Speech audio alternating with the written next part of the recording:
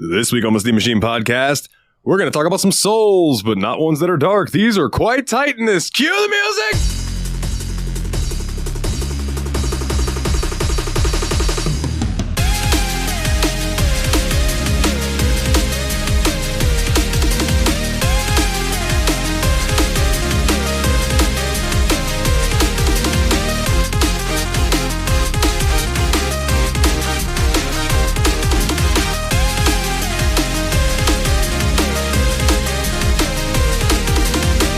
Hey everybody, and welcome to another episode of the Steam Machine Podcast. My name is Dalton, and joining me as always of Destructo. Hey everybody, it's Nate. Yo, what's up? It's Willie. How you doing? I am doing mighty fine, my good sir. I wasn't talking to you. I was talking to the audience. How are you doing, though? I am doing mighty fine, my good sir. Good to know. How are you boys doing? Pretty oakley dokley. Have you ever heard Oakley Dokley? Yes. My goodness, what a little run they had before they split up. It's a great concept for sure. Freaking hilarious. I would have loved to seen them with like Gore or like a Max Sabbath. Max Sabbath is hilarious, dude. I have seen Max Sabbath live. They played on the Fest Wrestling shows. Yeah. It was tremendous. Which one's Max Sabbath? They're the Black Sabbath cover band that dresses like McDonald's characters. Oh. Yeah. I also got to see Randy and the Savages at one of the, which is a punk band that all dresses like Randy Savage, different eras. Like, it's fucking tremendous. Yeah. What have you boys been up to? Let's go, Nate. What have you been up to in this past 2 weeks, my good sir? So this goes deeper than I guess like the last 2 weeks or so, but like I've just been having career crisis after career crisis lately. So, like, as y'all know, I got laid off from my one tech job, got another one, and I was so miserable, I just straight up quit it. I don't think that I'm built for the work for home thing, at least not for the way it's been for the last little bit. So I decided, screw it. I'm going away from the corporate lifestyle for a little while and just doing something completely different. So interviewed and got a new job as a store manager at a local, it's regional, I'd say, chain of game stores, but I'm with the particular store here. And so been working on the retail thing. It doesn't pay anywhere near as well as my last jobs, but I am enjoying being around people and doing different things and being surrounded by things that I really enjoy. Oh, yeah, like those beautiful steel case Yakuza games. Yeah. We had Yakuza Kiwami 1 and 2 and steel books at the store for PS4, which is so nice. And it's been really interesting. I've picked up a couple games for myself since I've been there. One we refused and the guy just left it and said, y'all can just have this one. And they refused it because it had a little bit of corrosion on it. It was a copy of Tony Hawk Pro Skater for the Nintendo 64. And I was like, you know what? Don't throw that away. I'm just going to take it home with me and clean it. And I guarantee I can get it to work. I didn't think the corrosion was even bad enough to reject it. So whatever. So yeah, I took a Q-tip and some isopropyl alcohol to it. Got it running straight away. So now I can jam up to Tony Hawk, get the soundtrack again. I was going to say, and then you quickly learned that in the first game you were kind of limited. Because I know you were messaging like, how do you revert manual? We're like, you can't in that one. Yeah, man. Like, I'd forgotten how much that game series evolved game after game. Like, they actually did massive improvements to it as they went on. Yeah, and I think you could argue that maybe it lost its focus and became a little bit too overblown in the earlier games. But I still remember having so much fun with 3 and 4 and thinking those were just like a goddamn blast on the PS2. So I played every Tony Hawk, right? So I can tell you from experience that it went off the fucking rails after the first Underground. The first Tony Hawk Underground was really good. You were just trying to become a professional skateboarder. And then Jackass happened. And then CKY and Bam Margera's show happened. And then Underground 2 came out, and it was this whole Tony Hawk's team versus Bam Margera's team. And Bam Margera's team's doing crazy shit. So, it's a fucking great game. Don't get me wrong. I have it on my RetroArch. I emulated it the other night and was fucking around with it. Tony Hawk's Underground 2 is fantastic.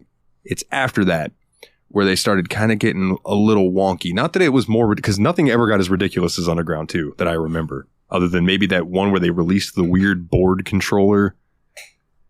Oh, Ride. Yeah, Tony Hawk Ride. Yeah, I don't know. That doesn't count. But Yeah, but I mean, even like 4 was a lot more open world than the ones before it, and like somewhere in like 3 and 4, like they definitely had like the CKY and Jackass representation, because I remember there was definitely a shopping cart mini game, and the song 96 Quite Bitter Beings and all that was in one of those soundtracks. Yeah, which I assume CKY got huge because the guy was Bam's brother, the drummer. You know, that makes sense. Bernadette. That riff still just like sticks out in my brain so much. It is. I call it the riff so cool they didn't need to write a chorus. True. Because that song just has a couple verses and a bridge. That's it, and then the rest of it's just that fucking guitar riff, man. Yeah. And cool thing, like you can try to play that riff. It's not going to quite sound right unless you octave your guitar. If you put an octaver on your guitar, that's what gives it that weird CKY sound. I don't know how to describe it because they have another song that was on the Resident Evil 2 soundtrack, the movie Resident Evil 2 Apocalypse. It's called Escape from Hellview. Yeah, I actually downloaded this song from LimeWire or WinMX when I was a kid because it was positioned to be like the sequel to 96 Quite Bitter Beings. And it is. Lyrically, yeah. And it's so good. And it was actually pretty dope. The guitar riff, too, is another one of the... You know, but like there's an actual chorus in that song. But yeah, the lyrics... so turn back, the fire is deafening... the fire is deafening. Turn back, you'll never see him again. They make the rounds at the midnight hour, and on the clock, that's just a minute away. So where it's talking about escaping from the place that you're stuck in 96 Quite Bitter Beings. It's fucking wild. It's fucking wild. But... I haven't thought about that in a while, man. That's just bringing me back to downloading random shit on like LimeWire and WinMX and being like, well, this claims to be a crossover of Metallica and Megadeth. I like those bands. Let's see it. And it's like some Christian band that sounds slightly like Megadeth that has terrible recording sound. Oh, dude, I remember... Or all of those Weird Al covers that just happen to be really racist. Yeah. Oh, yeah. I was just about to say that, yeah. Because apparently Weird Al's the only person that does parody. Or that White Rabbit song that was like the Legend of Zelda, but they were all thinking it was System of a Down because the singer did some slightly abruptly start-stop stuff. Link, here come to town, come to save the Princess Zelda. I remember downloading Backcountry by Avenged Sevenfold, and it was definitely not... The song that it was really good, and I ended up really liking it. It was a song called On Wings of Lead by Bleeding Through, but that is a much heavier song than Backcountry by Avenged Sevenfold. And then I remember like downloading Marijuanaville, and it said it was ICP. And it's like, it's because it vaguely sounds like ICP, but like when did they ever have an acoustic show? Right. Ever. And there were a couple other ones like you'd get the, I did not inhale that. I did not have sexual intercourse with that woman. Just random audios like that where you'd be like, what in the fuck? And then, not to mention all the viruses you would get when you download the wrong show. Yeah, let's download Slipknot.exe. That was part of the charm, man. It honestly does bring me back. Yeah, I will say though, that's honestly sometimes like how I discovered these bands that I didn't know, because I downloaded a song by Lacuna Coil and it ends up being this band called Leaves Eyes, and now I know who they are, and they're really good. You know, so it's kind of like that was our version of kind of just letting the YouTube playlist show us whatever it wants, or Spotify these days, you know, whatever your bag is. I was going to say Pandora, but yeah, Spotify is the more modern one. This book says, it is my bag baby, written by one Austin Danger Powers. Oh man. Yeah. Sorry, I didn't mean to go off on a tangent. No, you're good. Hey, what else you been up to, man? Yeah, well, today at work, one of my buddies was one of the guys was like, came in, works there. He was like, hey man, do you want to buy something from me? I was like, what? And then, yes, I do. I got a complete in-box copy of Double Dribble. Yo! Nice! For the NES.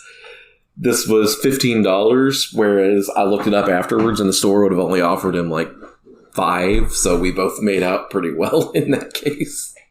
Nice. Hell yeah. That's So, what's up, dude. another complete in-box NES game for the collection. You always love to see it. Oh, hell yeah, dude. But yeah, it's just been interesting. I'm trying to get used to being on my feet for 8 to 9 to 10 hours a day. That's been an adjustment from being a guy who sits in a desk every day. Dr. Scholl's dog, trust me. They help. Yeah, but so far it's been a pretty good experience, and like I'm done saying nice things about places I work, but I'm having a good time there so far, so we'll see.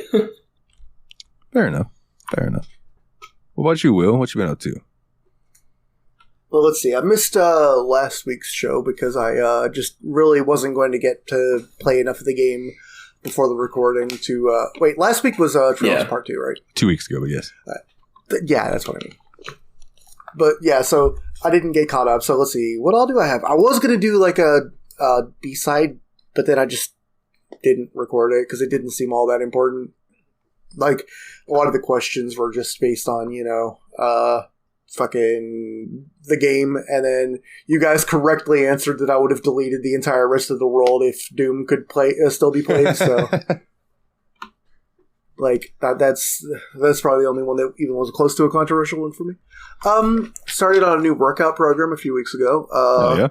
Doing a kettlebell thing. It's basically every day. I'm still working up to doing the actual program, but I'm doing the drills from the book, and, like, I've noticed just, like, a lot less general anxiety since I've started doing the weight training again. And, like, because I guess your body learns to process actual fight or flight chemicals when you're doing some real exercises, and so that seems to help a lot. And I feel like because the exercises it's a very simple program that's just whole body exercises, like I feel like I've been, my posture and my I don't know, just general mood have improved a lot too. So I'm looking forward to starting to put some weight onto it and starting to do the actual program.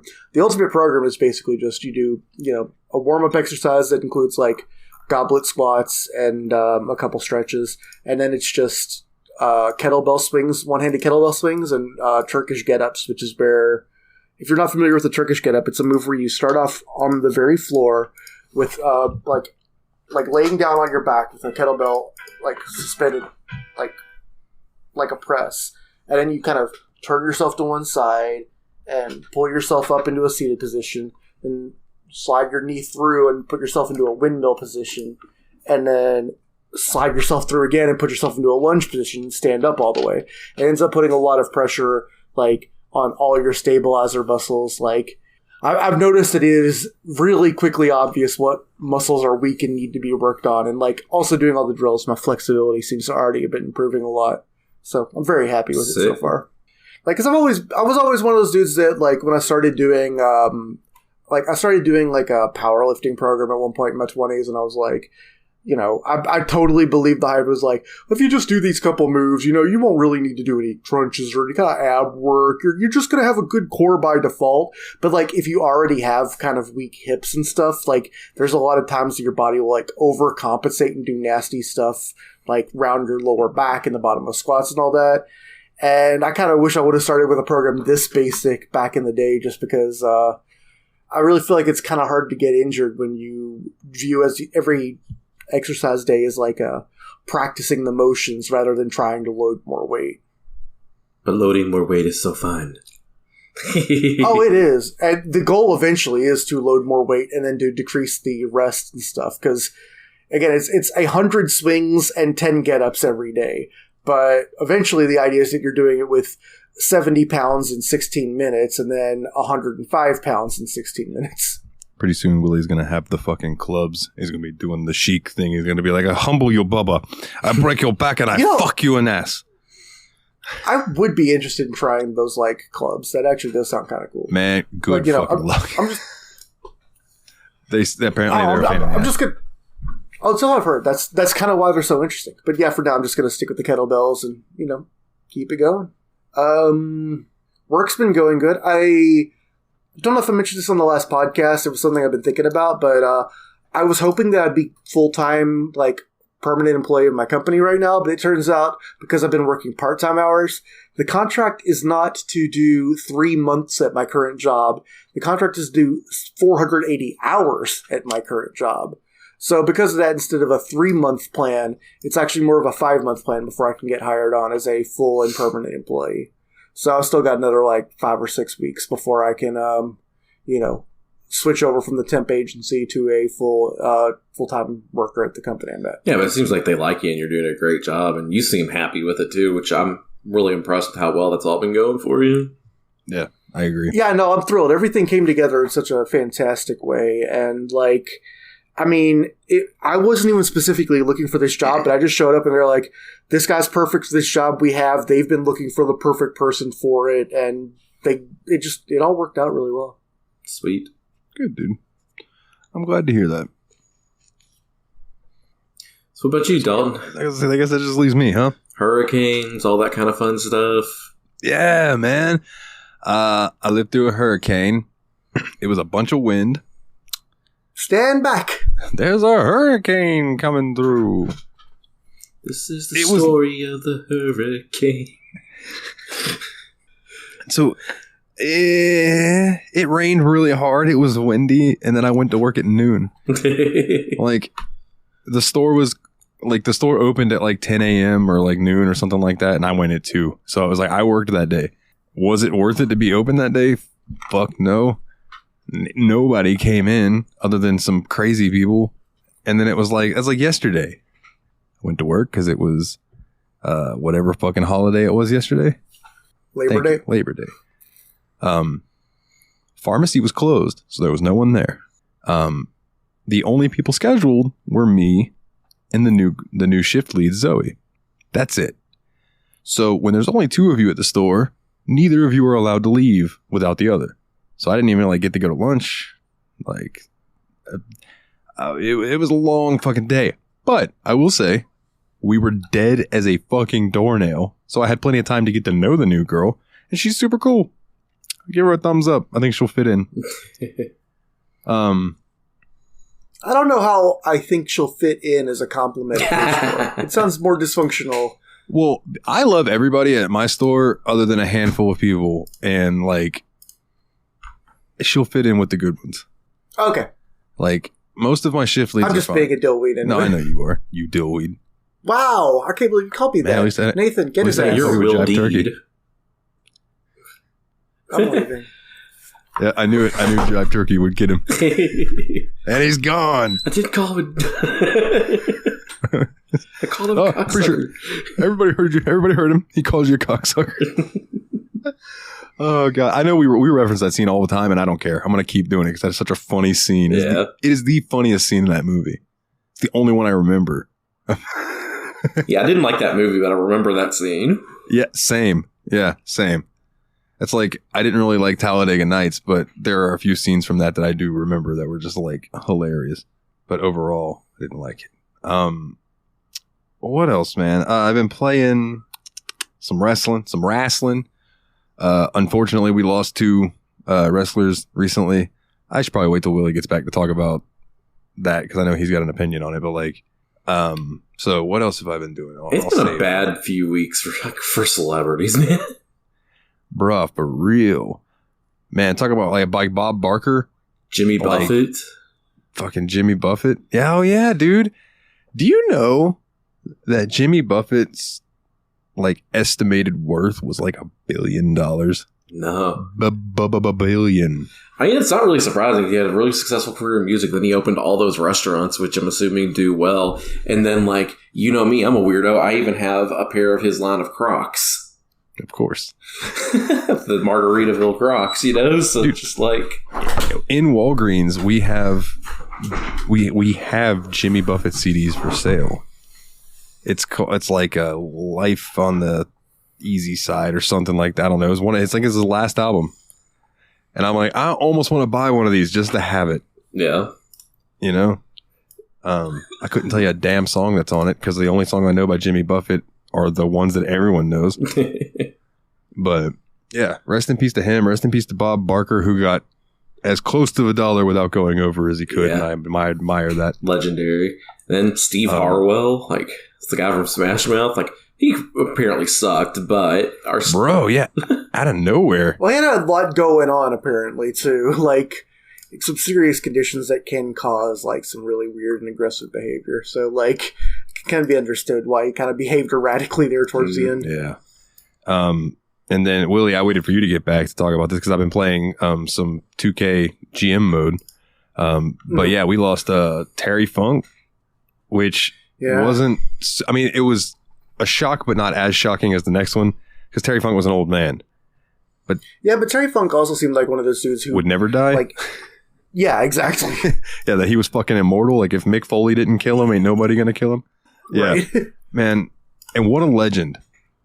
Get this. Terry Funk and his brother Dory Funk Jr. were the first American baby faces in Japan after World War II. Damn. Like, think about that. They changed the perception of Americans, at least for the wrestling crowd in Japan. That's how good they were. Yeah. And they only grew. Like, dude, would ECW have been what it was without Terry Funk's help in the beginning? I don't know. Because he was the big name draw. You know, going out there and wrestling with Shane Douglas and Raven and those guys. So, definitely wanted to give the flowers to Terry Funk. Like, Funker was the man. And I implore anyone to go on YouTube. And it's on the KC Vault YouTube channel. There is a Legend of the Territories Amarillo, and it's Jim Cornette interviewing Terry Funk about Amarillo wrestling territory, and it's just so good. To if you're interested in history type stuff. But we also lost Wyndham Rotunda, otherwise known as Bray Wyatt, and that one, dude, that one hit on it. That was the day after Terry Funk died. Bray Wyatt died.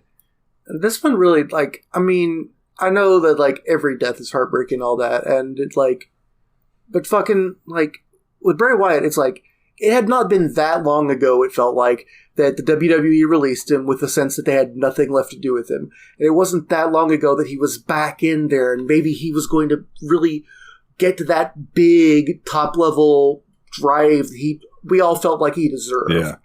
And it's just like, we'll never know now. And, like, I don't know. I always thought he was really fantastic, that he had this great potential. I thought he could be a possible the guy, like a successor to The Undertaker type of role, like the ultimate, like, spooky wrestler. And yeah. And now it's like, you know, it sucks, man. Like, but he, I mean, it doesn't just suck that, you know, we lost this entertainer too. It sucks that a really beloved guy, you know. Oh yeah. It was nothing but, I didn't see a bad word about either him or Terry Funk when they passed. You know what I mean? Like, yeah.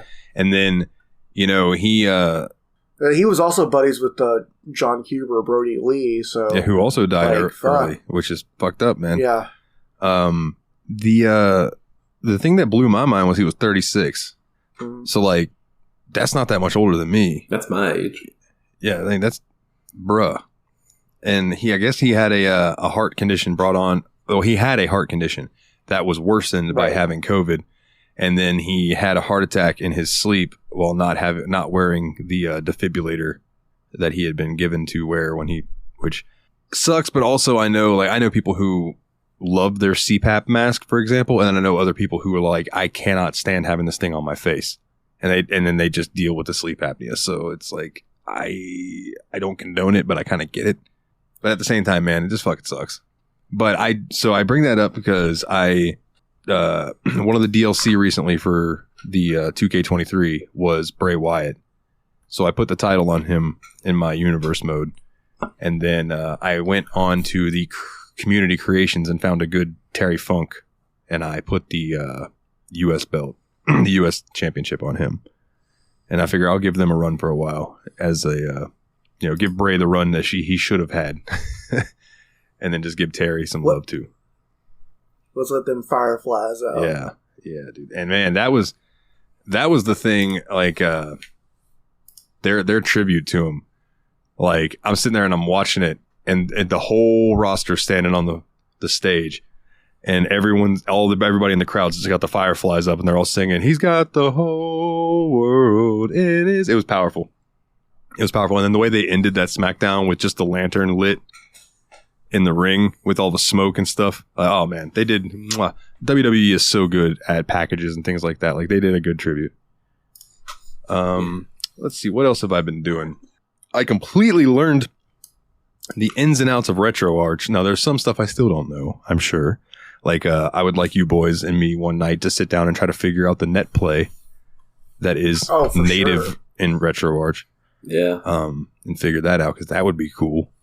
If we could get down on some like Poi Poi or some old school Smash. Me and Nate'll finally get good at Contra again. Yeah, there you go. You boys can play some Contra. I'll watch because I'm awful at Contra. But it's an easy game to be awful at. Most people are awful at it. But yeah, I got really enjoyed Contra again when I was streaming, though. You did?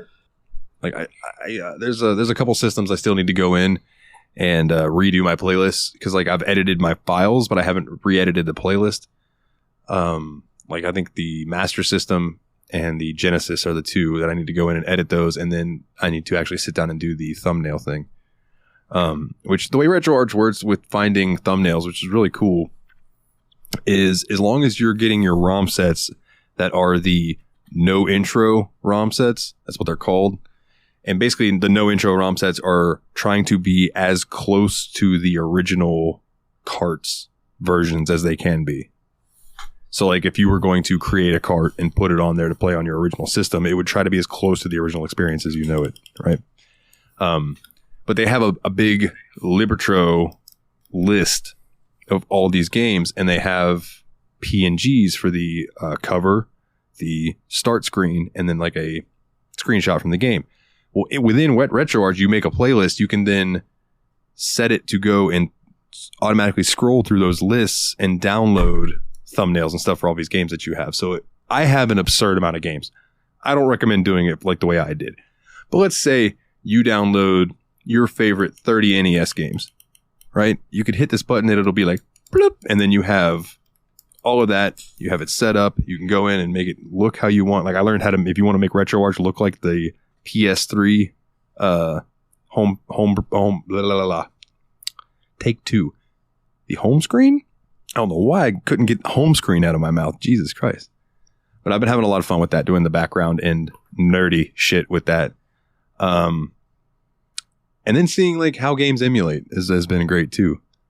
I still think GameCube emulates a little better than PS2, but they both emulate better than Xbox. But Xbox is getting there.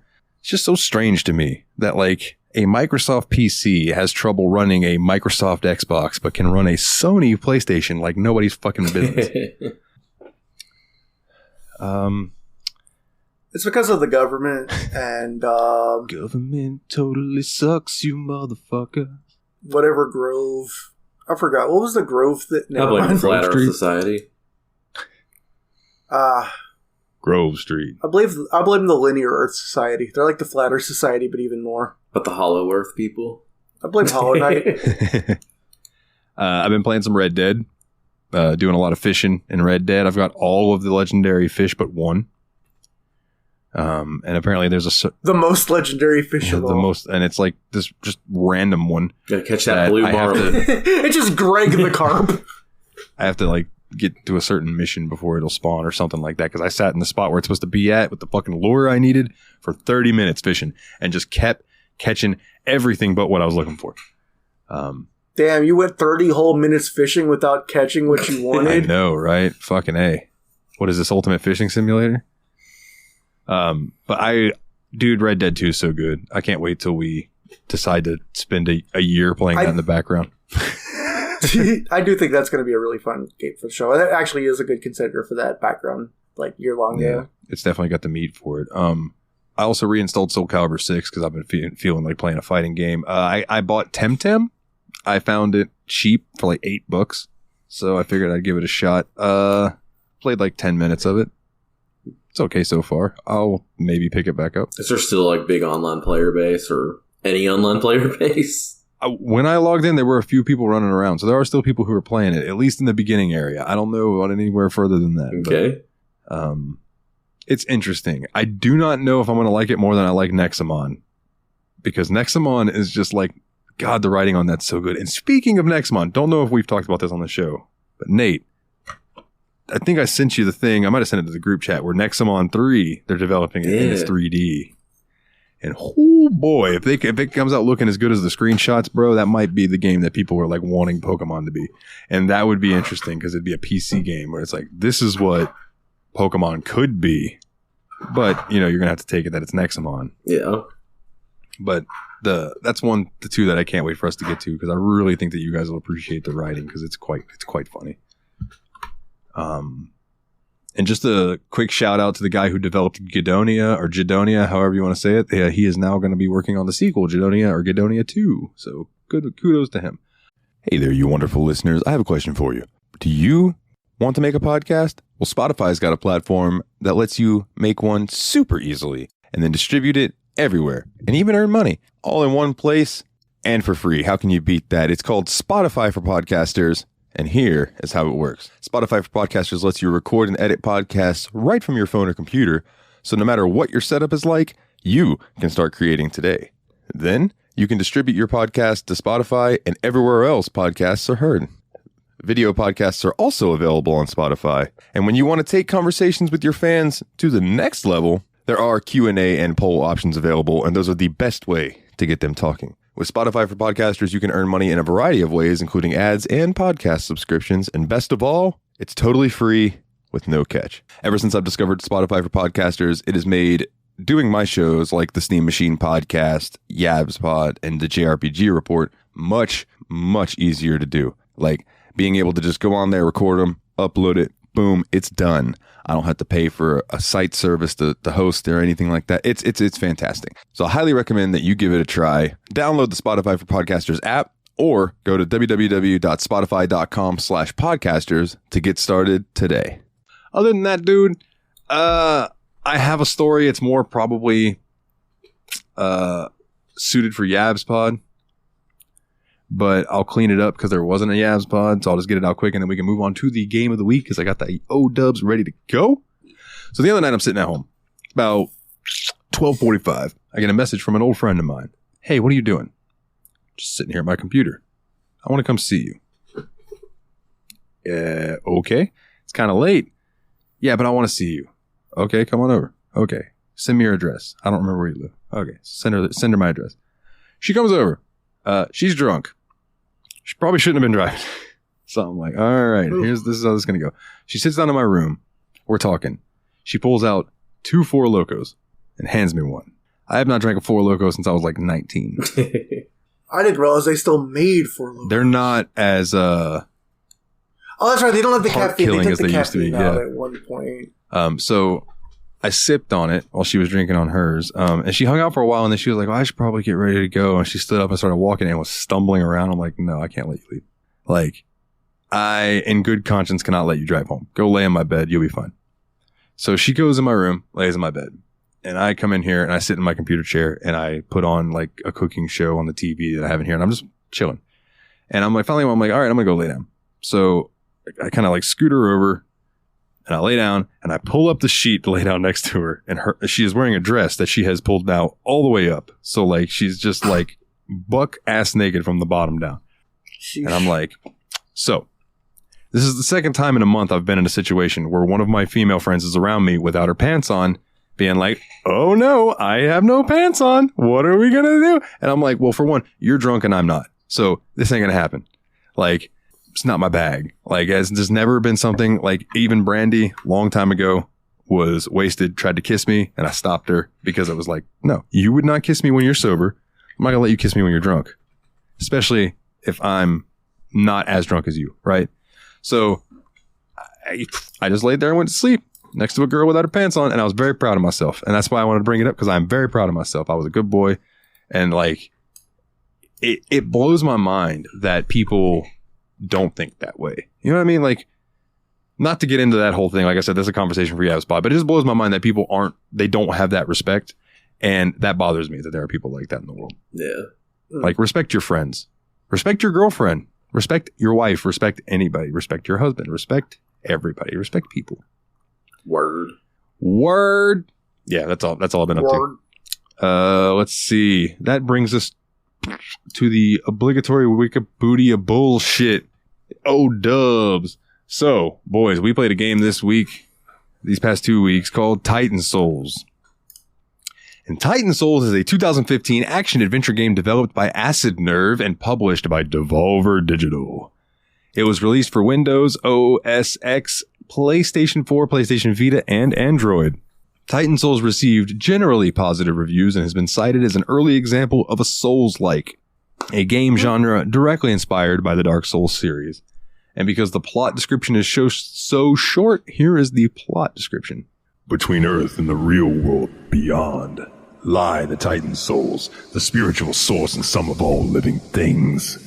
Now scattered amongst the ruins and guarded by the idle Titans charged with their care, a solitary hero, armed with but a single arrow, is once again assembling the shards of the Titan soul in a quest for truth and power.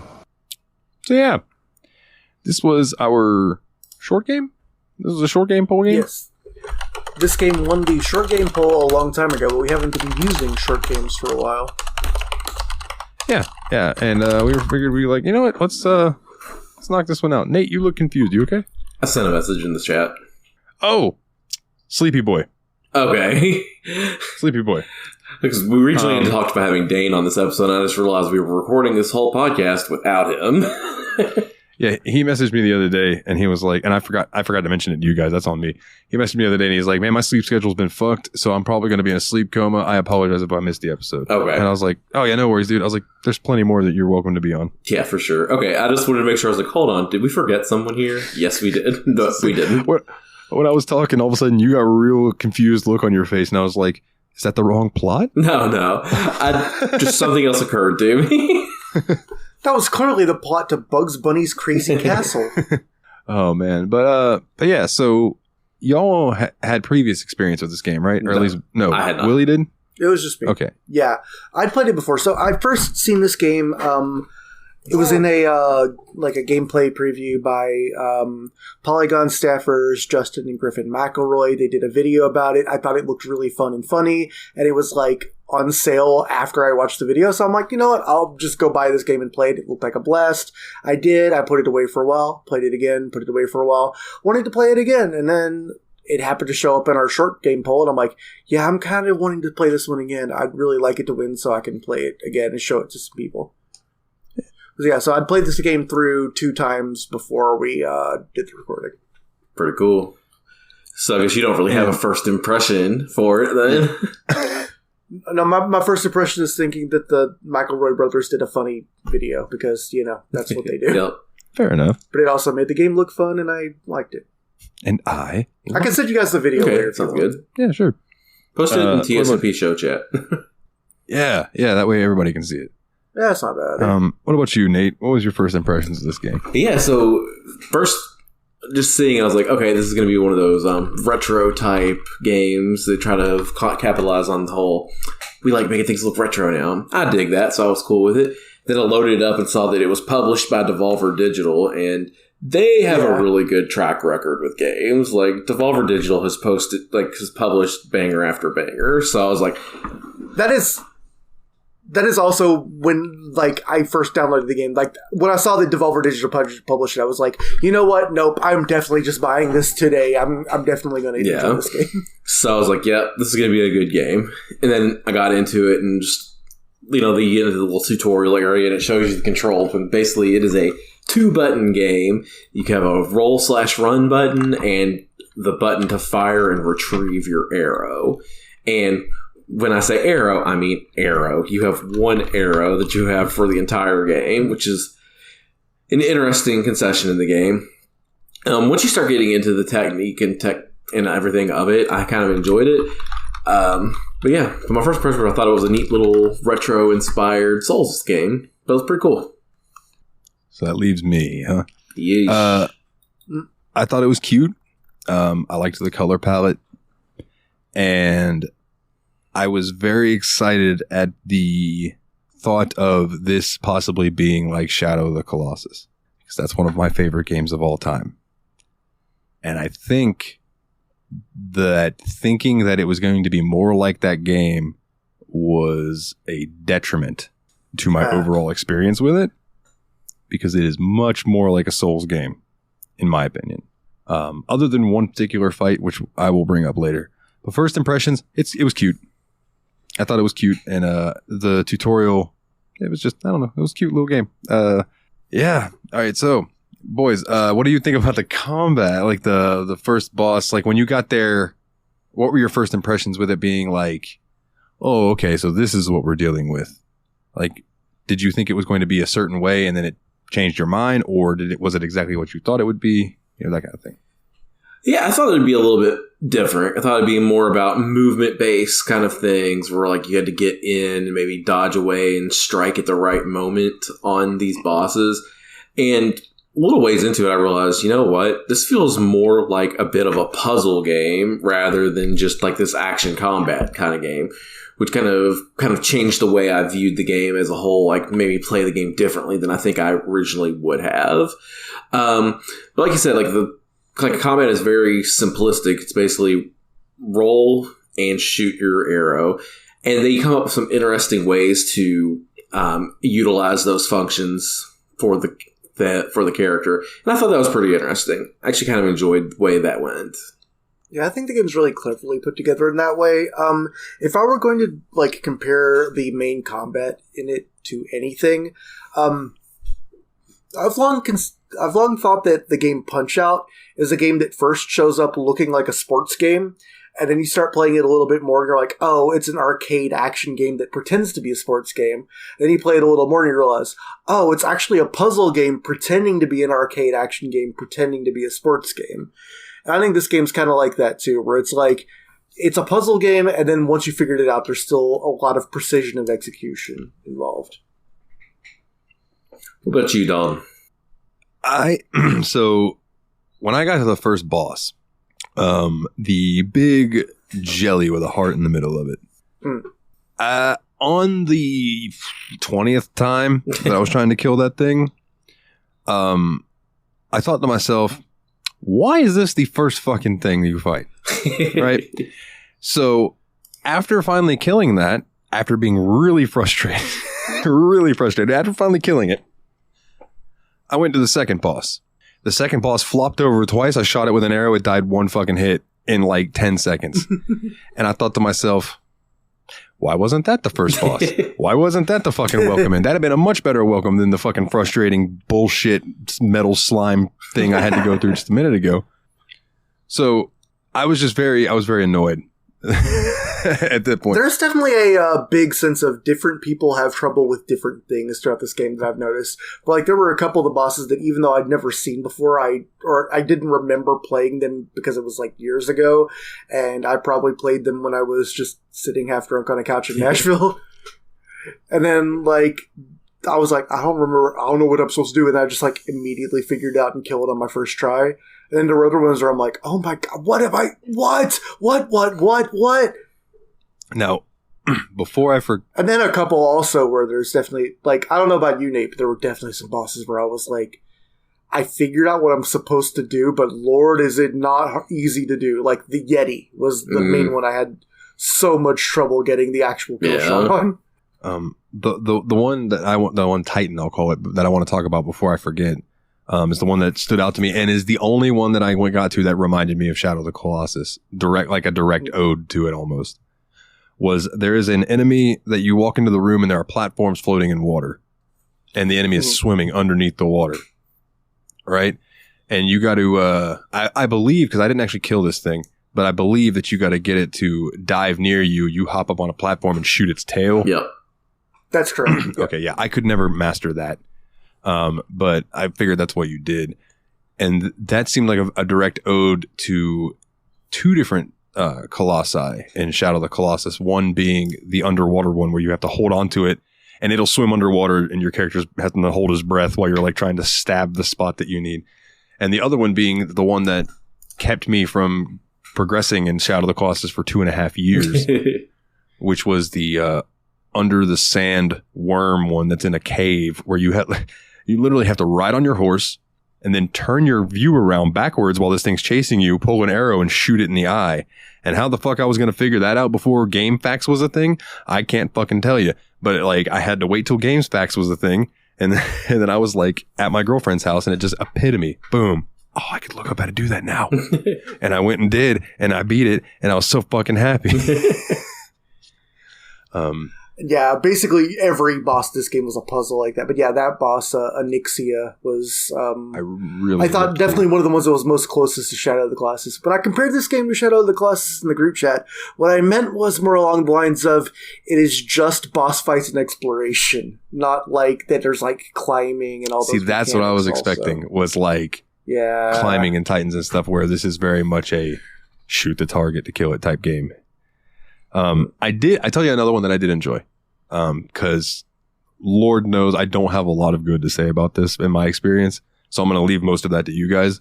But the one that's in the art for the game, it's not in an actual building. It's like you walk your way around it, and it like is the statue that comes to life, and it's like throwing its hand at you, and you have to shoot it in the heart while it's doing the movement between covering it with its hands. I liked that one a lot. I thought that was a good design. But man, there were just too many moments in this game that infuriated me, and I just couldn't get past it. So one thing I'm definitely going to say about this game is, and when you were comparing it to Elden Ring earlier, like in Elden Ring, if something doesn't work out for you, you can fuck off, go a different way, get stronger, and come back to it. This game is fixed. There aren't like RPG elements where you can just grind and get stronger or whatever. You are going to have to solve a certain number of bosses. Although I think that there is a minimum amount you can beat the game with. Like I think you can just you don't have to kill all of them.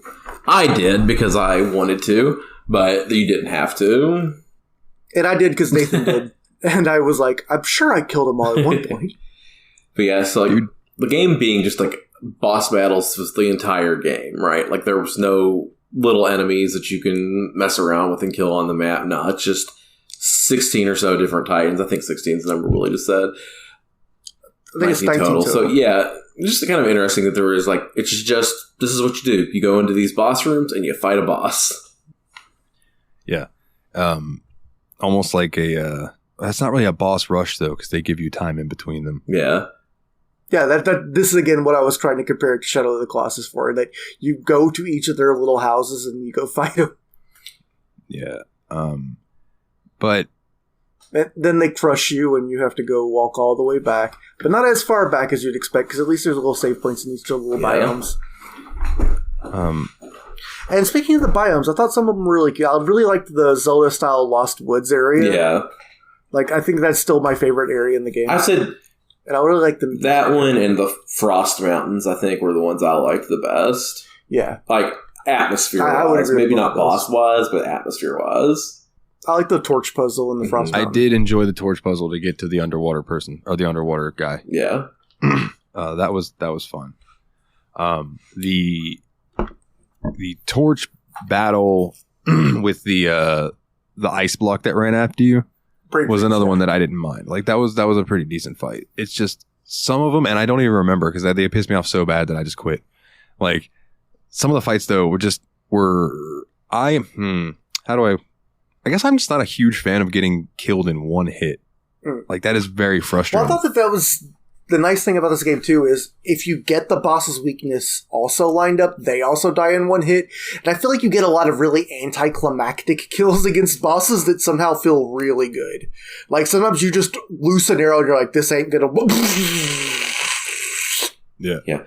The one boss that I wish I could remember its name. I think it must have been Stratus, the child of the mountain and sky one.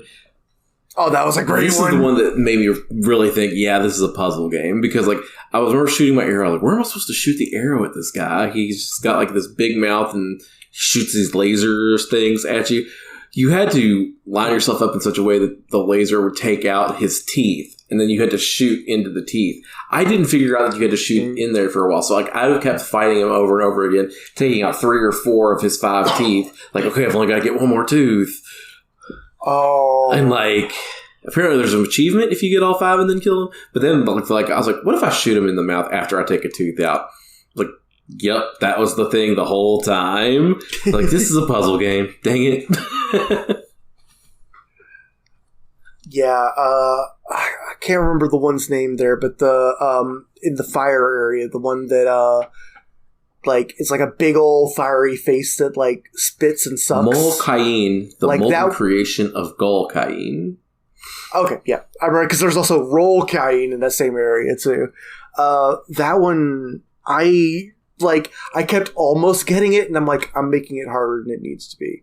And then when I actually realized what it was just like, oh, yeah, no, I just needed to do it, but a little crispier. And that was one of the things I think that kind of bothered me about this game a little bit was how fast you had to shoot the thing after it exposed its weakness. Like one that I can think of in particular was Knight Elhanan, the legendary Titan Slayer. You had to time that so perfectly to not get hit by what he was throwing at you and then be able to shoot him. I thought that like that, and especially one of the last 3 bosses was a little too tight. Yeah, the night one was a really tricky one too, because even after you solve like the first half of the puzzle, I felt like, holy crap, getting that last hit is actually kind of crazy. But I think like some of them were really timed. Like I thought Vine Thesis was like one of the most satisfying bosses in the game. Personally, like Dalton, how far did you end up getting? Did you make it to past the second gate, or did you kind of stop in the middle of the game? I got up the first elevator into that area and did not beat a single boss after that. Oh, really? I tried a few. Definitely tried a few. But no, I am not going to lie. This game made me rage quit, and then I went back to it, and then I rage uninstalled it. So it was this was not a game for me. Yeah. I didn't get very far. I think you would have liked the hallucinogenic mushroom fight. I did get to that fight. Oh, it didn't go well for you? I don't remember if I beat him or not. No, I didn't, because once he started tripping, I was so distracted by what was going on, he smushed me. Yeah, that sounds about right. Well, in fact, you know what, Willie? That was the moment where I said, well, and I uninstalled it. No, if you didn't really enjoy that one was one of the, I mean, it's a weird one, but it is one of the more straightforward ones, so I can see that. No, yeah, dude, it's just wasn't a game for me. Yeah. That's all. And see, that boss in particular, I didn't see the hallucinogenic part because I just shot it at the first possible moment and it just died. That's literally what happened to me the first 3 files I beat this game on, and it killed me 4 times this time. It never had killed me before. Because obviously you can see its weak spot. It lines up really obvious. You just have to wait till it's not in the air and shoot the weak spot, but I couldn't do it this time. So kind of the way this game goes is you start off in the starting ruins and you fight the 4 titans there. And once you have to defeat all 4 of them, and then the game really opens up into the main world that has all those different biomes we're talking about. Like it includes the Lost Woods, the Frost Mountain, the Blazing Mountains, the Old Ruins, and the Grave Ruins. Is it actually called the Lost Woods? It's called the Lost Woods. That's what I've been calling it, just because I figured it was supposed to be. At least those are the names of it on the Titan Souls wiki. that I'm giving. Okay, cool. And so as you progress, like in the first one, you have to defeat all 4 titans. In the second area, I think Willie's right. I think it's 12 of them. No, it's less than 12. 12. I think it's 12 total. I think you have to have killed 4 in the first area and 8 in the second. And so I just decided to try to make sure I found all the Guardians when I did it. I'm looking through this list now, and I definitely defeated all of them. If you got truth mode, you... oh, really? Okay, I didn't know that was the thing. Yeah. And so there were a few really cool ones. One of the ones that sticks out to me, too, was the one called The Elder, which is in the Grave Ruins, which is basically not even a boss fight. It's just like a very hidden part of the map that I stumbled upon, and it talks to you the whole time, and then it just takes you to this thing where you just shoot it, and then you win. I didn't even know it was called The Elder. I thought it was called, it called itself The First Soul or something when I was hanging out with it. Yeah, I know the word. It doesn't even pop up so when you beat the game after you kill everything, you get, there's a little alphabet cipher in the game or whatever that pops up whenever you fight something, and you get a mode called Truth Mode that lets you see what everything is after that.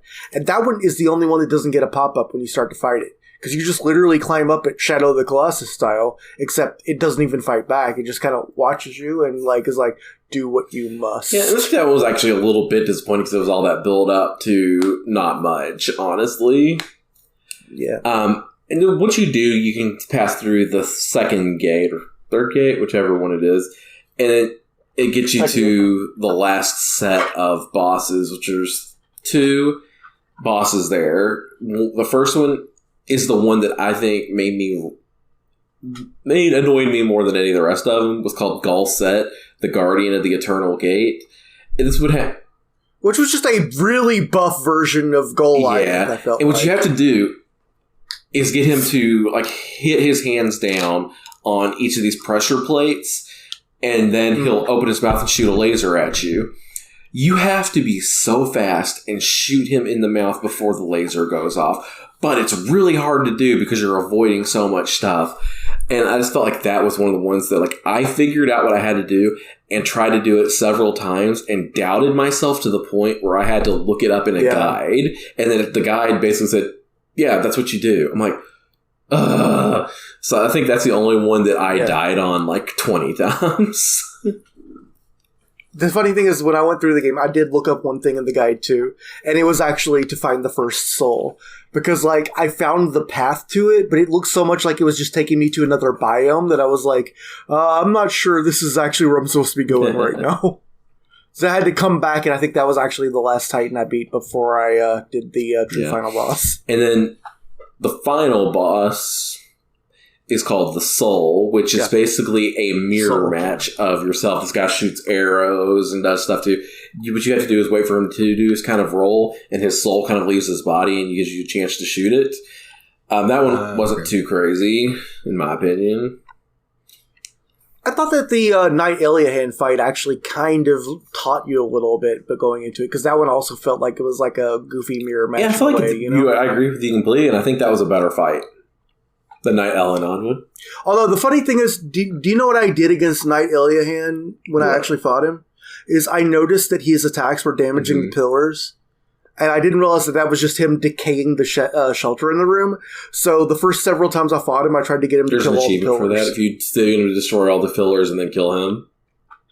I must have already had that achievement because I don't even think I caught the achievement that. Oh, you have to kill all the pillars and then kill them. Okay, okay. And then after you defeat the soul, the credits roll, and then there's a post-credits boss fight. Oh, Banjo. So this isn't how it happens if you don't kill all the Titans going into that fight. If you don't kill all the Titans, there's just you get the credits, and then there's just a closed door in front of you. And you have to go through the door to actually unlock it. Gotcha. So, like, that's just the completionist in me made me... So I found it. And so this boss is called The Truth. And this is, like, the only boss that had multiple phases. You had to beat 3 phases in order to beat the boss. The second phase annoyed the hell out of me a little bit, but it ended up getting through it. The first and third phases weren't too bad. It was really just the second phase that you had to get through. And then when you beat the Truth, it unlocks so you can see the actual names of all the Titans when you play through it again. And when you beat the game, it also unlocks hard mode, no roll mode, which sounds like hell to me. Yeah, I can't imagine. And like an Iron Man mode, right? 1 life to beat the game. So I did attempt hard mode after we beat this. And I did actually clear all the tutorial bosses. I have had game file on here where I beat the entire game in just less than 100 deaths. It took me more than 100 deaths to get through the tutorial section on hard mode. Do you guys want me to tell you what's different about the bosses in hard mode? More than one hit, right? No? Oh, no. They're still basically the same. All right, so Sludge Heart. Whenever you shoot the slime, it splits into 3 instead of 2. Which that doesn't sound too bad until you realize that means instead of adding up to... I think 16, it adds up to 81 different slimes if you keep on splitting it. To hit Dalton's face. Then the eye cube, the only difference in the eye cube is that I think it rolls twice as fast. But that also means you're exactly the same speed as it, so you have to very deliberately move it around. Oh, man. Because you can't just back up and then... You can't shoot the arrow and then immediately catch the arrow with your pullback ability and then shoot it, which is what I did on the actual game. Like, on hard mode, no, you have to shoot it, then escape it for a while because it only fires the laser every 6 rolls. And then get the arrow, which probably will give you another 6 rolls, and it's probably about to crush you. And then you need to try to line it up for the laser at the 3rd shot. So, that was incredibly rough. Brain Freeze... actually, Brain Freeze seemed pretty much normal. And then I couldn't actually figure out what the difference with the Goliath was, but I think it was that it constantly moved its hand a little bit backwards too. So if you rolled towards it, it would just crush you every time. So you had to only roll away from the hand. Gotcha.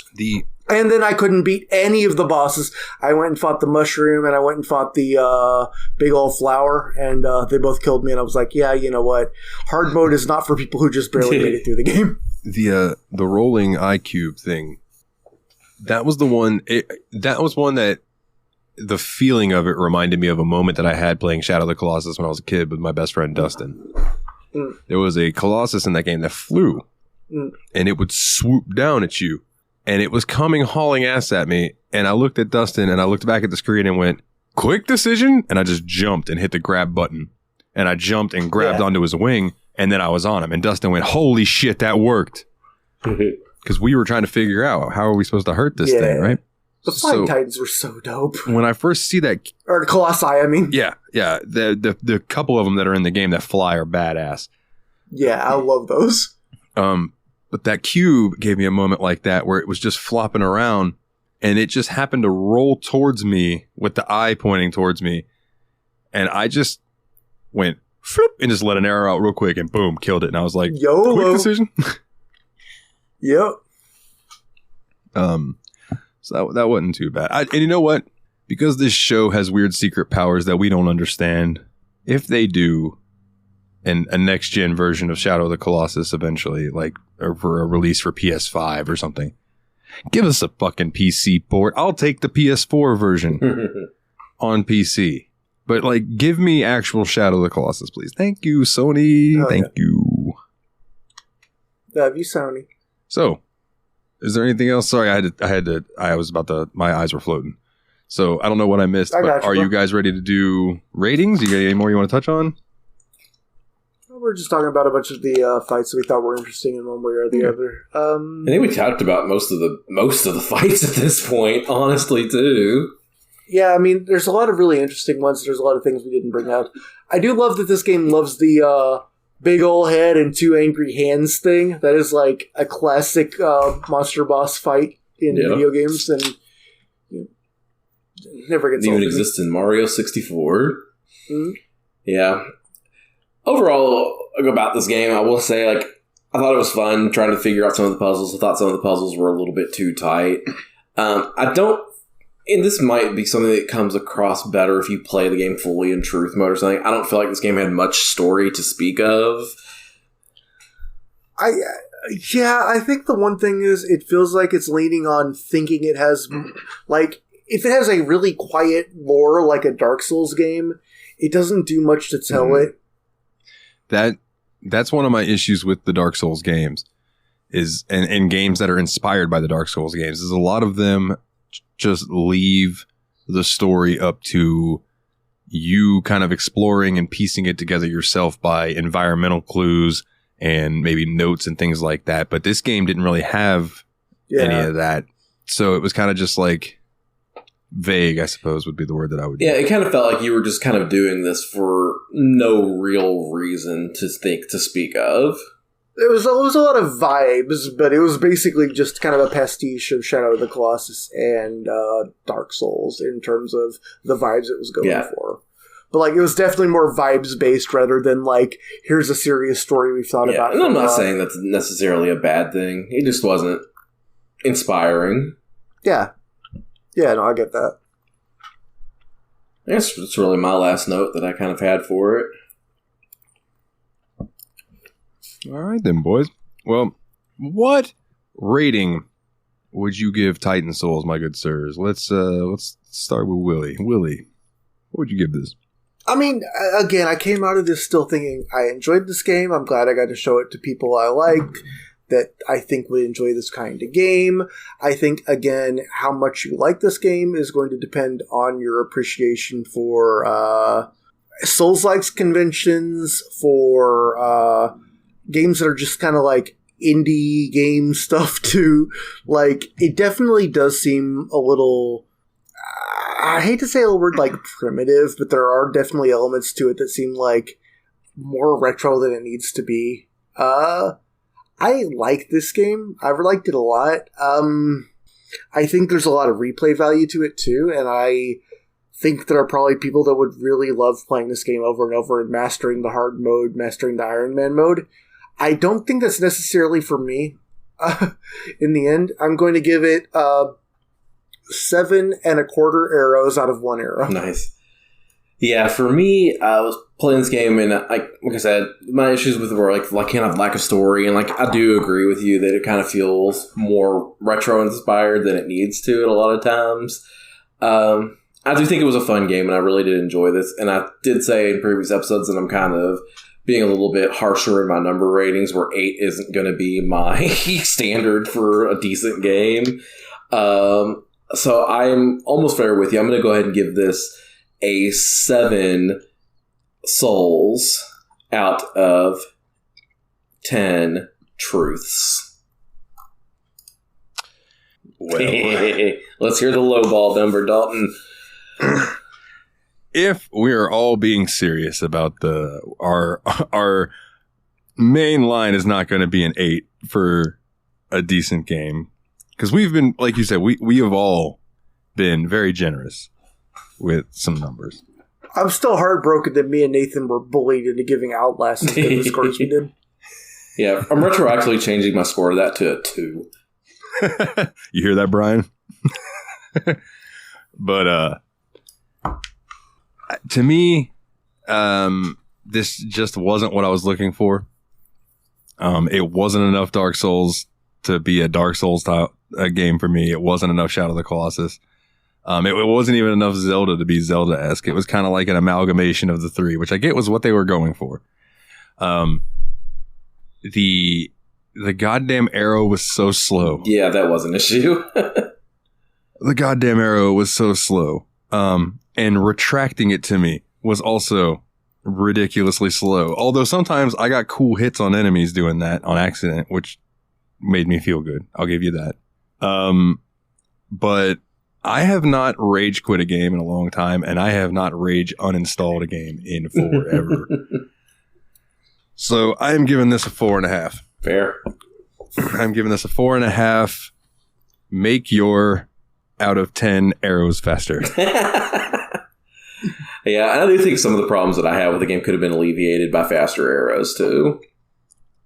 But keep in mind, like I said, this just wasn't a game for me. So do not take my score and be like, oh, well, Dalton said that game sucks. Fuck that game. Because listen to their scores. They're much higher than mine. But if you are one of the listeners that relates to the games that I typically like, try it before you buy it. That's all I'm going to say. Alrighty. Some questions? Let's move into questions. Some questions? All right, our first question comes in from our listeners who so generously provide these questions to us on the Discord each week. Comes from our good buddy Fenris. And there's a link at the bottom if you guys want to click it and see what I'm talking about. It was, which controller would you choose? Now, there are 6 controllers in this. The first one kind of looks to me like it's inspired by like doilies and kind of like crochet, very pastel colors, bright flowers.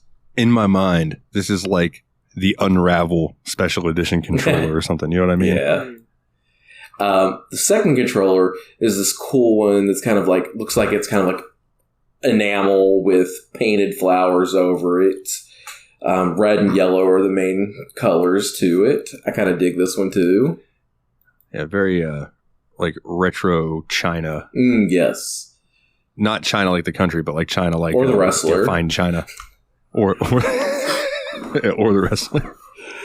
Okay, controller number 3 is this very cool stained glass looking one. It has like brass colors, and then between all the brass is all these different colors of stained glass. It's really pretty groovy looking. The fourth controller is this kind of like beat up wood paneling with a little bit of red on it. It's just really beat up wood. Kind of gives me I get horror vibes from it. The fifth controller is this very ornate gold one with all these different kinds of patterns and gold plating on it with a nice little pearl. These are all like PlayStation 4 style controllers. And it's this cool little pearl on the touchpad. And then the sixth that one looks awesome. Sixth controller, it's a green controller. It has like these flowery bits on it. I don't know, that's kind of my least favorite one. I don't have much to say about this one. It's like kind of like resting on almost like a claymation flower thing, but it also kind of looks, It's hard to separate what's supposed to be the stand from the controller there. So, which of these controllers would you choose? I mean, it's kind of an easy answer for me. I'm going with the stained glass controller. Yeah, I like that one. That controller is bitching. But I also really like... That was really hard to pick against, but I really like number 5, which kind of feels like a steampunk pistol with like mother of pearl type inlays. Yeah, like you're using that controller to play like Bioshock Infinite or something. yeah, exactly. Very See, the one that I'm actually picking is the 4th one, which was the wood one, because it kind of reminds me of the boards you put up in Resident Evil 2 to keep the zombies out. Nice. Ooh. Yeah, that was my runner-up. Yeah, was that one. And I really feel like you could play that controller with Red Dead too. Really good about it. Sea of Thieves. Sure. The stained glass one, I'm thinking like, man, what would you play on that? And I feel like I would be plugging that into my computer, loading up RetroArch and loading up Symphony of the Night. I was thinking that or Final Fantasy. I honestly think you could. Yeah. You can rock some Mortal Kombat on that. Oh yeah, and Mortal Kombat. It's a good controller. Yeah, man. And then like that was actually the one I first jumped to, but then you said it first. And I'm like, I gotta pick a different one. The one that looks like fine china, dude. Yeah, just cook serve delicious. Oh man. Now have you done cook serve delicious for the show? We have not. See, the first one you said Unraveled, it kind of makes me think of Yoshi's Woolly World. Mm-hmm. Woolly World or Kirby's Epic Yarn for sure, yeah.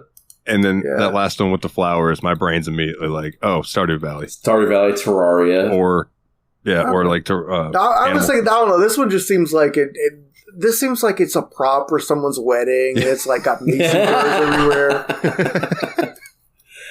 Yeah, I could definitely see that too. All right, now we have a couple of weird questions from Dane, because Dane's going to Dane on us when he's not even here. All right, so from Dane, there is a machine capable of producing perfect clone replicas of Mitch McConnell, potentially indefinitely. How many of these Mitches do you think you could realistically think you could defeat in a 1v1 bare-knuckle boxing matches, given you only have 5 minutes between each round? Mitch McConnell. So I'm gonna be honest. The first couple are going to feel bad because I don't like hurting another person. After taking a couple down, I really don't see any way they're going to harm me. That's what I'm saying. Like, I think that I could basically all you can eat buffet. I can't imagine a punch from Mitch McConnell, even if he lands one, hurting. Yeah. It would break his hand. Like, I don't think I'm taking damage. His old man frail bones would shatter hitting one of us. Plus, I think after about like 3 or 6 rounds, I'm going to start trying to like throw like, I don't know, British Bulldog power slams on him. I was going to say, eventually you're going to start throwing wrestling moves and shit out there just because. Yeah. Oh man, I'm just going to hit him Stone Cold Stunner, Diamond Cutter, RKO. Let's just throw all of them out there. I'm going to jump on the... You're going to do all 3 of those in the same match? Flying elbow from the top rope. Give him a legit tombstone. Yeah. The all-you-can-beat buffet. All-you-can-beat buffet.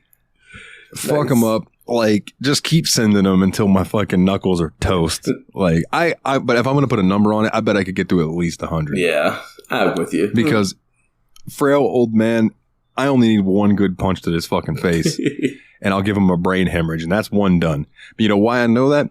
Because I punched a kid my age one time and gave him a fucking brain hemorrhage. And I felt super bad about it. The first 2 are going to be the hardest ones. Once I beat 2 of them and realize they're sending infinite clones at me, I'm like, oh, well, it's Christmas now. Yeah, exactly. It's like, oh, this is a new rage room. Yeah. And he has a follow-up to that. Do you think you're more likely to collapse from exhaustion first or finally succumb to the Mitch's McConnell? Oh, I'm going to need a nap. Yeah, I'm going to succumb to the exhaustion way before the Mitch McConnells. Yeah. Right. Like, now, if they just start sending them at me more than one at a time and I eventually get overrun by old men, I'm just going to die from being creeped out more than anything. Like, what are all these turtles doing around me? He is a disgrace to the idea of being a turtle. Pounded. All right. Evil turtle. Next question also from Dane. And Dane, you're almost as bad as Jeff, but villainous time travelers just invented a time machine and are trying to stop Yakuza from being made. They have carelessly left the time machine active, and there's enough juice left to let you jump back in time and return just down once and return, do you save Yakuza or kill Hitler? Assume both prospects are equally plausible to achieve. All right, so my answer for this is easy, for me at least. If we kill Hitler, there is no guarantee that Yakuza ever even existed. But if we go back and save Yakuza, we can still play Yakuza. I don't know. I'm going to kill Hitler. I'm just going to be the good guy. It's probably one of those things where I'm viewed as this evil man who assassinated a leader. But he was terrible. We can avoid all that. Hitler actually gets owned, so like historically, he still fucking dies. I love how you worded that. He gets owned. Get pwned, noob. Pwn noob. He pwns himself team kill in a fucking bomb shelter. Oh Lord! Right. It just pops up on everybody's screen. Hitler has killed himself. This next question comes in from Master Loot. What are your thoughts on Sea of Stars? I want to play it real bad. Yeah. I actually changed our Brawlhalla clan chat to just say, hey, if you see this, remind me to buy Sea of Stars. I got a copy, fortunately. My buddy Fanto, who used to be a Mega Man streamer, we streamed together for a while. He sent me a copy for Switch. So I have it installed on my Switch and I haven't started it yet, but I am going to get down on that pretty soon. And as bad as it sounds, it's going to stop me from playing Persona 5 until I beat it, probably. Yeah, it's all good, man. So I'm really looking forward to it. It looks incredible. I haven't looked into how, and I don't know if it's an Easter egg or a legit part of the story, but I've heard that there are references and links to the other game that they made that I know both of you are very fond of. Yeah. Yeah, The Messenger. Yeah, that's another reason I'm really looking forward to it, because I thought they did such a good job capturing that retro feel with The Messenger in a way a lot of places feels forced or fake. They actually really accomplished that, and I want to see if they can do that with an RPG too. Man. The thing that kills me about The Messenger is the game had like great writing and music, and an RPG is like the perfect genre to go to next if you're going to have great writing and music, you know? And all the screenshots I've seen of Sea of Stars, that game looks incredible. Yeah. So I'm looking forward to getting it. I might actually do a report on that next week if I can, next episode, depending on how deep I can get into it. Fair enough. All right. This next one's from Master Loot. How do you get out of your shell when feeling mentally unwell? Oh boy. I guess I talked about this a little earlier on the episode, but I felt like a lot less general anxiety disorder symptoms ever since I started doing this kettlebell weight training program, because I feel like maybe my body's just a little bit more recognizing anxiety when it's an actual thing versus generally dwelling on a fight or flight thing when it realizes, oh yeah, you're going to have to dump a lot of energy into, lifting stuff up over your head. For me, that's so like, I don't know. For me, it's something I think I've been struggling with for a few years without really realizing it to the extent to which I was. And so I'm making a lot of life changes. Like I mentioned at the very beginning of this episode, taking a new, completely different job than what I've been doing for the last 15 years of my life. It's a big risk and definitely intimidating, but we'll see how that goes for a little while, see if that makes me feel any better. But yeah, I'm trying new things. That's what I'm doing. So this is something I struggle with a lot and have been like specifically really bad this year. Usually what I do is I'll either smoke enough pot that I don't care anymore, which is not, I don't recommend that. It's expensive. I'll call my best friend and have a chat with her and just like talk through some shit that's bothering me, and she'll listen and it helps. Or I let that shit build and build and build, and then I have a breakdown in the fucking shower for 30 minutes, and then I come out and I'm all right. So one of those three options was good. So call your homies. Call somebody, or, message somebody on the Discord, whatever you got to do. Like, just, you ain't alone. Just remember that. But definitely don't learn from me, because my coping mechanisms are not the healthiest. Yeah, mine aren't either, because mine are basically just to shove it away and pretend it doesn't exist. Yeah. Let that turn into cancer. What was it? A tumor? I'm a tumor. I'm a tumor. I'm a tumor. It's not a tumor. It's not a tumor. All right. Also from Master Loot, any good eats this week? No. I grilled some ribs that came out fire. They were so good, man. My seasoning was perfect on them. I was very, very happy with them. They were juicy and delicious. They were sweet. Because I don't know if I think I've talked about this before. When I do my rib rub, I get all my spices together and mix it up, and I look about how much spice that is, and I match that with brown sugar and mix it around. So that brown sugar really caramelizes all those spices on the outside as it gets hot. Oh, it's so good, guys. I really want to cook for you guys sometime and make you some ribs. I think you'd enjoy them. Hell yeah. I also did some pizza. Jesus Christ, I don't know why I couldn't think of the fucking word. My fucking God, what's wrong with me? Pizza and calzone the other day. And that came out really, really good as well. We're getting really good at making homemade dough. Like my dad's got the recipe down, and then I've got the whole stretching it out till that shit's, you can see through it thin. Like, it's good. We need a bigger pizza stone because I'm starting to get to the point where I can get them bigger than my pizza stone. Okay. And then I have to shimmy them to get them on, and that leaves like ripples in the crust and stuff. And it's like, come on, man. So I just want to get like the whole bottom of my oven. I just want to be a big stone, right? And then randomly, I went to McDonald's the other day. Man, stone oven is my favorite JoJo's part. I went to McDonald's the other day and got a meal, and the burger was what it was, but the fries were like burn your fingers hot. And that is just like, there's nothing better than searing hot McDonald's fries. Like, they got that shit down, but when they're soggy and cold, they're disgusting. Yeah. They have to be almost searing your tongue hot. And then, and salty, good. Not good for you, but good. I've been watching my calorie count lately, so one of the things I've been doing is trying to bring more, like, regular foods to work instead of, like, just eating some, like, gas station shit for lunch. So I've been bringing frozen foods, and really been enjoying the frozen foods that are, like, Indian style from a brand called Saffron Road. I have the chicken tikka masala and the lamb saag, and those are both really nice. I've also been doing some frozen meals lately that aren't bad. I don't remember the brand right offhand. I'll have to tell you, but it's it's like potatoes with like carrots and green beans and chicken, and there's like a gravy that you mix in with it and stuff. I don't know. It's real good. And it's like one of the healthier choices. I think it's actually what it is, the healthy choice. But I don't remember the actual brand. But it's tasty and it's not bad for you.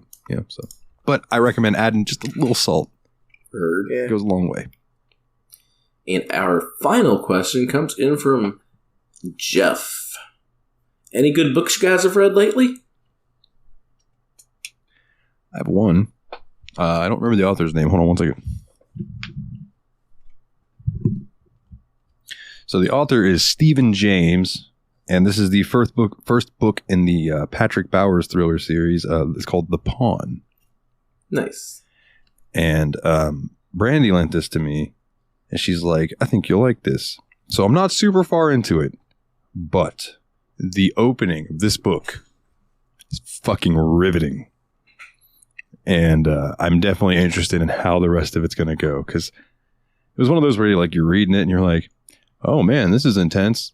And then like while keeping its intensity, it also takes a hard right turn. And you're like, what the fuck? So yeah, I recommend this. Stephen James, The Pawn. Nice.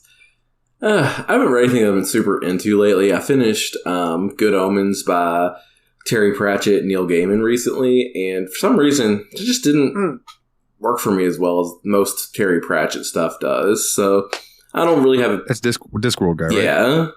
Okay. Yeah. So there's just like, and maybe it's because I'm not a big Neil Gaiman fan. Like I've read a few of his books and like his big ones too, like American Gods and The Graveyard Book, and neither one of them really worked for me. So have you checked out his like graphic novels?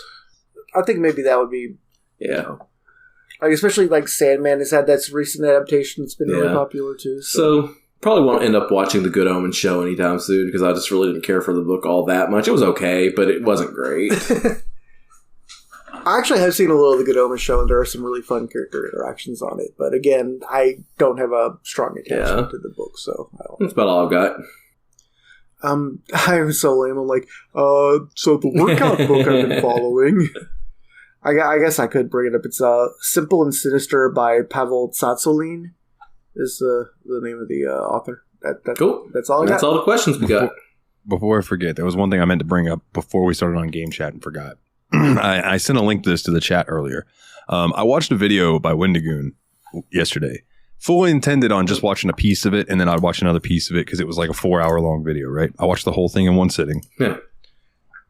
It's about a game that's on Steam called Faith, the Unholy Trinity.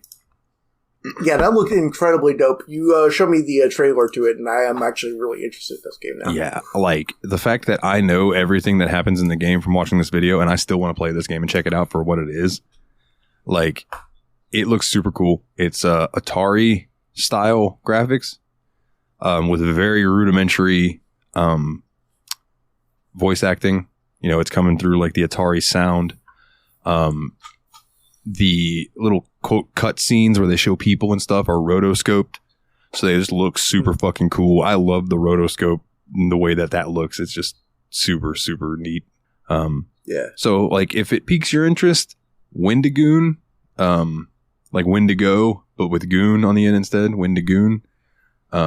Definitely, for one, just check him out. He's a great YouTuber. I love him to death. And if you like spooky stuff or crime, unsolved mysteries type things, like he's the man to go to.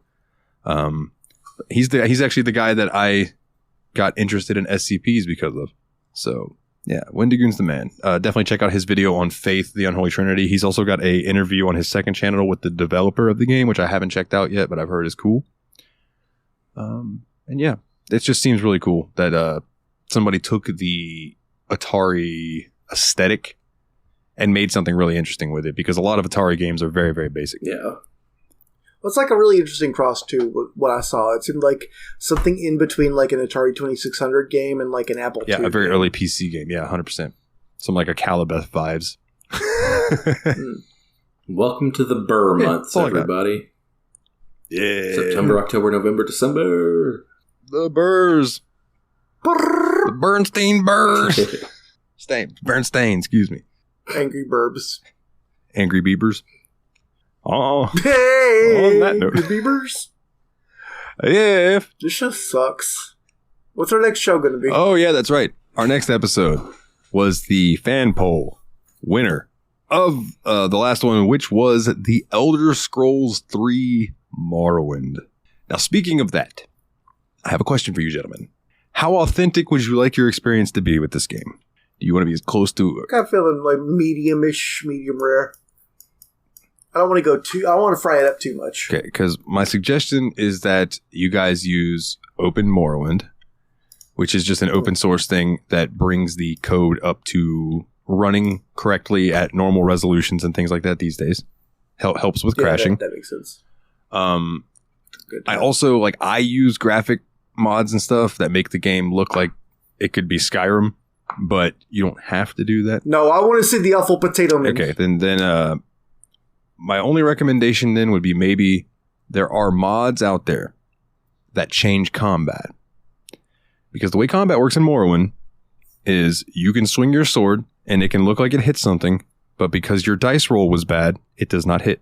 And that can be really frustrating when you're trying to kill a rat and you're swinging and swinging and swinging and swinging and swinging and you just can't fucking hit this rat. Well, that seems like a problem with the game Morrowind. If I'm going to review the game Morrowind, I should probably let it happen. And that's why I was asking. That's why I'm asking these questions beforehand. All right. I'm a stubborn piece of shit, Dalton. That's fine. That's fine. I'm just worried about y'all's enjoyment because I think that this game is going to be like a, man, Skyrim and Oblivion came from this, huh? Because everyone loves Morrowind for the story. No one ever really talks about how the game aged like milk, gameplay-wise, but it's okay. It'll be an interesting episode. I got the crap on a game this time. Maybe next time you guys will get the crap on a game. Or maybe you'll love it. It'll be your favorite retro game you've ever played. Who fucking knows? We will find out on the next episode of the Steam Machine podcast. And speaking of the fan polls, there are a couple up right now. Let's run through them real quick just to let everyone know, and then we'll roll through the house cleaning and get up out of this bitch. Duke Nukem Forever won in a landslide. So that'll be the next fan poll game that we play. It's going to be Duke Nukem. And the poll available right now to vote on is Grid 2, Avernum, Escape from the Pit, Mortal Kombat Complete Edition, Unreal Gold, and Mega Dimension Neptunia V2. Now, I know you might have thought that is 7. I did. That is not. That is Victory 2 is what it stands for. Okay. Don't ask me why. I have always thought it was 7 too. I was wrong. It's kind of like how Mega Man X2 isn't Mega Man 12. Exactly. No love for Mortal Kombat. I'm a little disappointed in y'all. All the love that you've heard the three of us shower on Mortal Kombat over the years. No love for Mortal Kombat. All the love is going to Avernum, Unreal, and Mega Dimension Neptunia. Now, I can understand I shower a lot of love on Neptunia. And I think that would probably be a good game for y'all to come into mechanics-wise. But any of those games I'm cool with winning. So we shall see. I think Unreal would probably be the one that's the most interesting, if I'm going to be honest. But then we got a short game poll. Lara Croft Go, Blazing Chrome, Claire, Dreamscapes, The Sandman, and Far Cry Blood Dragon. Far Cry is dominating, leaps and bounds ahead of the others. And then we have a new poll, the retro game poll, which is going to be alternating with the short game poll when we're picking some doozies. Because also, we've discussed whenever we pick some beefy boys, we might give ourselves a little more time to play those and do a couple short games instead because it just analytically 2-part episodes don't do that great. So that's something. But yeah, so the retro video game poll for your choices for that, which we would be using Retro Arch for, Jersey Devil PS1, Towball number 1 PS1, Donkey Kong Country 2 for the Super Nintendo, WCW vs. NWO Revenge for the Nintendo 64, Adventure Island 4 for the NES, and Supernova's Arc 3D for the SNES, which, by the way, we now have a video up on our Steam Machine Podcast YouTube channel. That was done by one Dane himself. Dane, you really outkicked your coverage on this one, baby. And boy, did he release the most metal commercial for Supernova's Arc 3D I've ever seen. Like, he just put some Bible verses over some Doom music, and it worked so fucking well. But yeah, that poll is pretty neck and neck. There's a lot of stuff with votes on it for that one, so it'll be interesting, man. But on that note, if you would like to come join the Discord and vote on any of those, it is bit.ly/TSMP Discord, all capital letters. That'll get you a permanent invite that's there for you, and you can come and join and get in on the voting, get in on the goodness, get in on the community, because our community fucking rules. I'm just saying. Get on to something good. If you want to check out the website, which is up to date because of one Dane himself, bit.ly/The Steam Machine Podcast. If you would like to donate to the show, which would mean a ton to me, you can get the show early and ad-free if you go to patreon.com/The Steam Machine Podcast. And that's all undercase. That's all. Just put that in there, and that'll take you $1 a month. Gets you everything early and ad-free, which means the world. But if you want to give a little more, you're more than welcome to. In fact, I don't bring this up much, but if you want to donate $20 or more, you can pick a game for us to play and guest on the episode if you have the means. But if you want to donate $20 or more, you can pick a game, knock it right to the top, and we'll do that one next because you helped me pay my insurance. What can I say? I'm going to make the boys be shills for it. I appreciate them for helping me out with that. Yeah. But if you want to donate $10 or more a month, you can get your name read out on each and every single episode like these wonderful, wonderful people. Nate Sir Cogsworth, the 7th of Juniper. Jeff, the original expendable Mr. Syllables. Oh, Mr. Nicknames himself, the Jeffy Lube. Areser Adam, shout out to his podcast, Revival and Extinction. James, the Steam Machine. Hall, Monona Hall. Team Retrogue, go check him out over on YouTube. Mr. Puzzles, Dane himself, and Chad, the mad lad, no goddamn C in his name, Schaefer. Thank you all. We love you very, very much. Shout out to Yabs Pod, yet another BS podcast. Shout out to the JRPG Report, which is now me and Mikolov, aka Team Retrogue, doing that show. If you want to get a shirt, tsmpproductions.threadless.com. You can get you a Steam Machine podcast shirt. You can get you a Yabs Pod shirt. You can get you a Nile the Nightmare shirt. Speaking of Nile the Nightmare, you like the intro to the show? You like the outro to the show?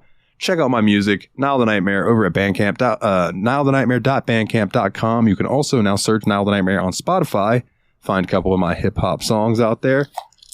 And if you would be so kind as to leave us a 5-star review wherever you get your podcast, but mainly iTunes.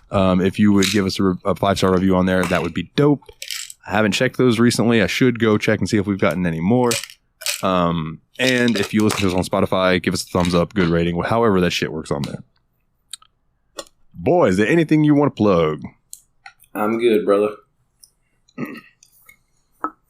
I just wanted to say that Devolver Digital is a sick-ass producer. I think they make a lot of great games. And if you guys have any other games with them that you think I should, bring to my attention, post about them in the chat, man. I'm definitely always going to be like, oh shit, Devolver Digital published that. I will want to play it. Yeah, there's definitely like one of those I can just tell you right now is Cult of the Lamb. I really want to check out Cult of the Lamb. Absolutely one I would be very interested in. Well, boys, our next episode is Morrowind. And that only leaves me with one question for you guys here at the end of this episode. I'm a god.